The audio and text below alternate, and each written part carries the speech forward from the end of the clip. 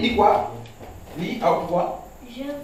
Je vous rappelle, Frère, l'évangile oui, que je vous ai annoncé, que vous avez reçu, dans lequel vous avez persévéré, et par lequel vous êtes sauvés si vous le retenez tel que je vous l'ai annoncé. ok. Vous voyez, non? Donc, il y a un problème. Homme de Dieu, dire aux gens que sauver égale sauver, c'est très dangereux. Je sais qu'il y a des théologies qui le disent, je le sais. Parce que pour eux, la justification est totale, il n'y a plus rien à faire, c'est bon, c'est fini, tu es sauvé, tu es sauvé. Mais Paul dit, je vous rappelle l'évangile que je vous ai annoncé, dans lequel vous avez persévéré. Il dit, c'est l'évangile qui sauve. Oui. Il dit, mais sachez que vous ne serez sauvés que si vous, la condition c'est de garder la parole qu'il a annoncée. C'est elle qui sauve. Et donc, ce peuple fécondé doit être engendré à nouveau. C'est-à-dire, ce niveau de naissance n'est que ce qu'on a vu ici, hein, ce qui donne la cellule œuf. Et la cellule œuf donne quoi après, sœur Marie?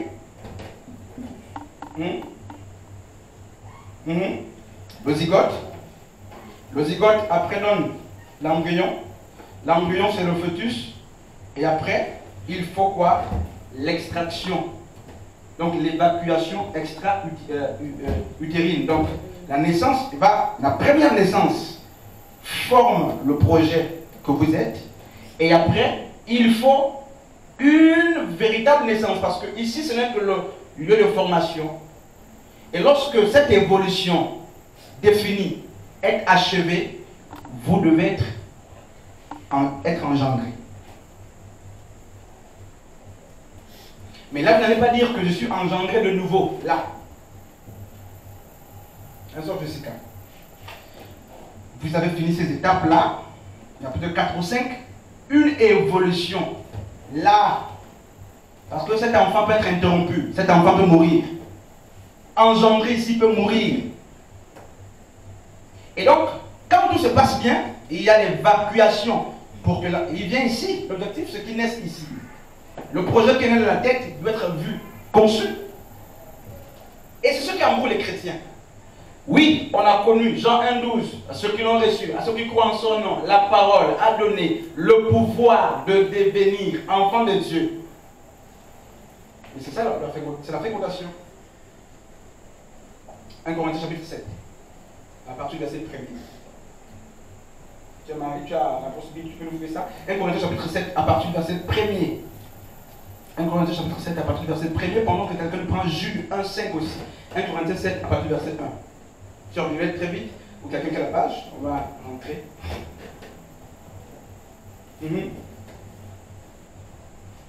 1 Corinthiens 7 à partir du verset 1. 1 Corinthiens 7, verset 1. 1 Corinthiens 7, 1. Passons à ce que vous m'avez écrit. Il est bon pour l'homme de ne pas toucher de femme.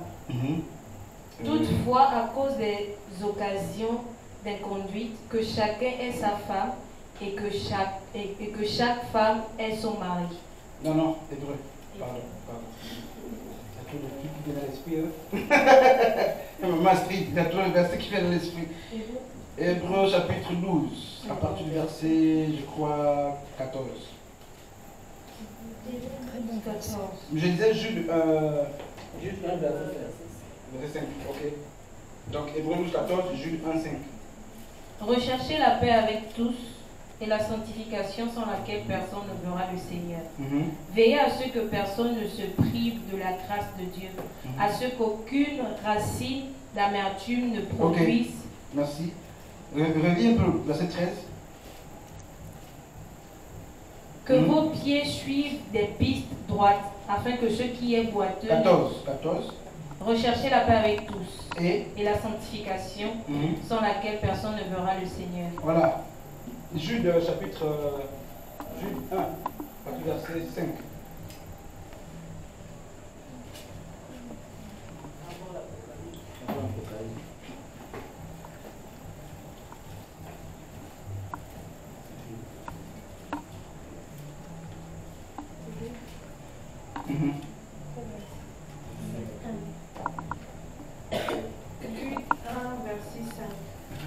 Mais je veux vous rappeler, à vous qui l'avez su une fois, que le Seigneur, ayant sauvé le peuple de la terre d'Égypte, détruisit ensuite ceux qui n'avaient pas cru.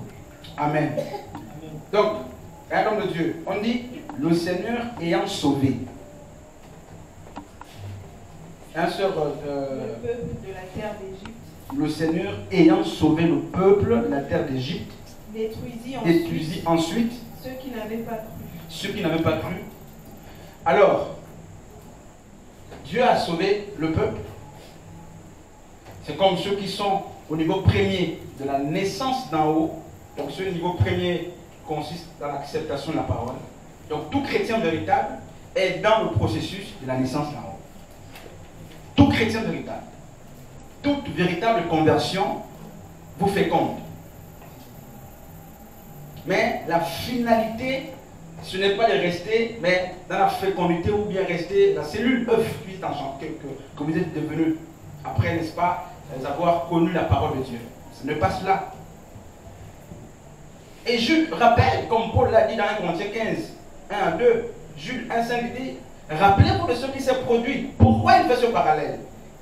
Pourquoi? Parce que nous devons parachever notre naissance d'en haut. Nous devons parachever la naissance d'en haut.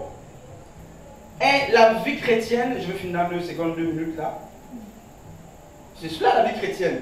Sauver égale sauver, ben je ne sais pas. Je ne sais pas qui est sauvé pour être, c'est fini, et ce peuple a été sauvé, mais à cause de l'incrédulité, il a péri. Ce parcours.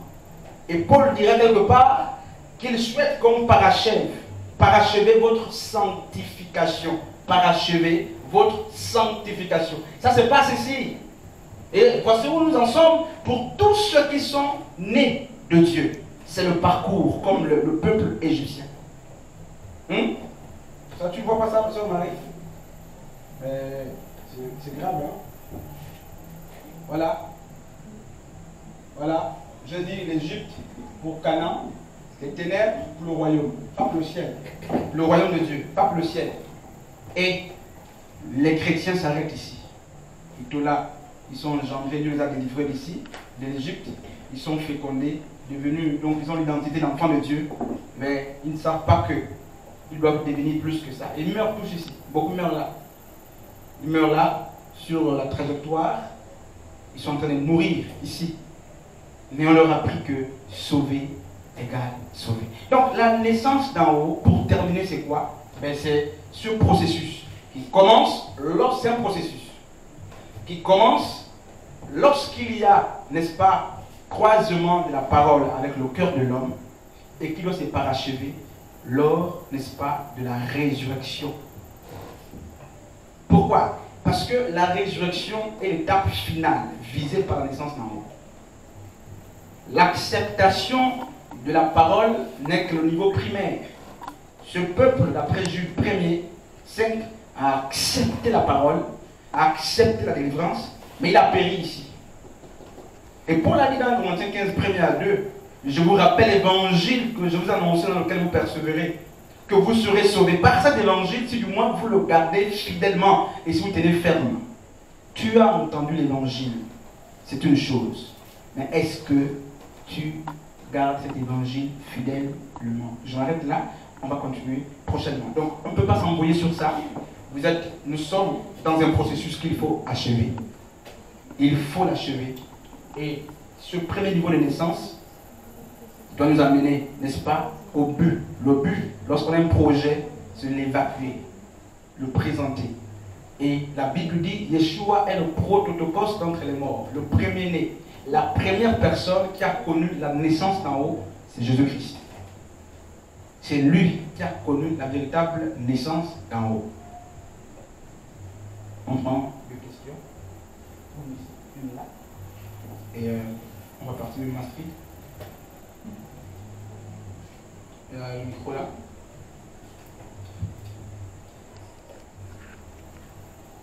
Deux questions. Une là, une ici.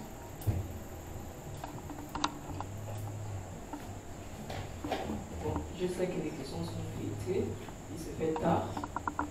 Ce n'est pas une question par rapport à la naissance d'en haut. Mais tout à l'heure, vous avez posé une question pour savoir si on était païen, pécheur. Ok, oui. Voilà, donc je ne vais pas repartir sans la réponse. Ok, je vais répondre. Je voudrais savoir si on est pécheur ou bien si nous sommes des justes. Ok. Oui, donc la deuxième question, et puis je vais répondre aux deux en même temps. Pendant ce temps, j'ai un texte par rapport à la question de la sœur de Maastricht. Romains chapitre 6, à partir du verset 28, on dit. Oui, ma question au niveau de la naissance d'en haut. J'aimerais savoir quand commence la naissance d'en haut en principe. Ok. Est-ce que nous on peut dire qu'on a déjà entamé ce processus-là? Ou bien on peut dire qu'une personne déjà a entamé ce processus-là? Ok. Merci. Merci, homme de Dieu. Alors, je vais commencer par la dernière question. Aucun chrétien ne porte l'identité des pécheurs. Aucun chrétien n'est pécheur. Je vais m'expliquer. Le pécheur, en fait, c'est la différence qu'il faut s'y faire. Quand on dit pécheur, c'est l'état ou l'identité de celui qui n'a pas Jésus. C'est lui qu'on appelle pécheur. C'est son identité. À ne pas confondre avec ceux qui pêchent. Et puis, c'est ceux qui amènent les gens parfois à nier leur identité. Le pécheur, le texte que j'ai donné c'était Romains 6, verset 22. Le pécheur est l'état de l'homme animal, celui qui n'a pas Jésus. C'est lui le pécheur. Et quand vous lisez parfois la Bible, c'est ce qui embrouille les gens. Romains, par exemple, quand vous lisez Romains, on prend les versets qu'on lapide. Mais l'épître aux Romains, par exemple, s'adresse à qui? À deux types de personnes. Un, aux pécheurs, aux incirconcis. Deux, à ceux qui avaient goûté à la loi, donc à la connaissance de Dieu, qu'ils avaient rejeté. Romains 3, 23. Car tous sont péchés, je crois que c'est ça. Ils sont privés de la gloire de Dieu. Ça, c'est l'homme sans Yeshua. Ce passage ne s'applique pas à un chrétien. Romains 6, 23. Car le salaire du péché, c'est la mort. C'est les versets qu'on a étudiés. Mais Romains 3, 23 ne peut pas s'appliquer à un chrétien. Nous sommes justes. Tout chrétien est juste. Pas l'orgueil. Justifié non pas sur la base de ses œuvres, mais juste à cause de la foi qu'il a mise dans l'œuvre de Christ. Et Romains 6, 22 dit, je crois que je en tête, maintenant que nous sommes affranchis, n'est-ce pas? Ailleurs on dit, maintenant que vous êtes justifiés, nous avons pour fruit, n'est-ce pas, la sanctification et pour fin, la vie éternelle. Dieu nous justifie lorsqu'on a foi. C'est par la foi que nous sommes justifiés. Et où doit-on mettre la foi? Celui qui croit qu'il ne peut pas être sauvé. Celui qui croit au sacrifice de Christ. Qui croit que grâce à ce sacrifice, il est sauvé. C'est là qu'il est justifié. Et donc, tu n'es pas justifié sur la base de tes efforts ou de tes œuvres. Tu es justifié parce que ta foi t'amène à accepter et à croire au sacrifice de Yeshua à Mashiach. N'ayez pas honte. Peut-être que c'est la dernière fois qu'on se voit, je ne sais pas. Sauf si votre foi, parce que l'Esprit du Seigneur rend témoignage aussi à notre esprit et que nous sommes enfants de Dieu. En tant que chrétien, c'est un déshonneur dans une église enseignée de dire que je suis pécheur. C'est une insulte. Je l'ai mal enseigné. Je n'ai pas enseigné ça aux gens. Paul n'était pas un pécheur. L'identité des pécheurs, c'est ce qu'on est avant Jésus. Ce n'est pas le fait que la chair parle, c'est pas ça. Donc, vous êtes quitté de pécheur pour être fils du royaume, enfant de Dieu. Donc, Dieu ne vous voit pas comme pécheur. Amen. Donc, qui est juste? Voilà. Il ne savait pas. On n'a pas attentionné dessus, donc il ne savait pas. Oui, c'est ce que je suis en train de dire. Peut-être qu'on n'a jamais été. On va enseigner sur la justification. On aura sur un enseignement sur la justification, sur la rédemption. Je sais qu'on a trouvé la justification. Ok. Ok. Donc, c'est moi le problème peut-être. Voilà. Merci. Mais, sauf si l'Esprit de Dieu vous dit être païen. Là, vous dites, non, moi, je ne suis pas juste. Mais, pour ceux qui ont cru en Yeshua à ce sacrifice, c'est par la foi qu'ils sont déclarés justes.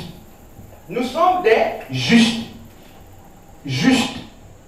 Sans état d'âme. Je n'ai pas besoin de veste pour que l'homme me dise juste. Moi-même, je sais que je suis juste.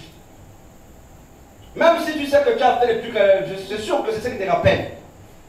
Tu sens que, je ne suis pas juste, on dirait, moi je mentis à peine, même avant de venir. Ça là, même les apôtres étaient dedans.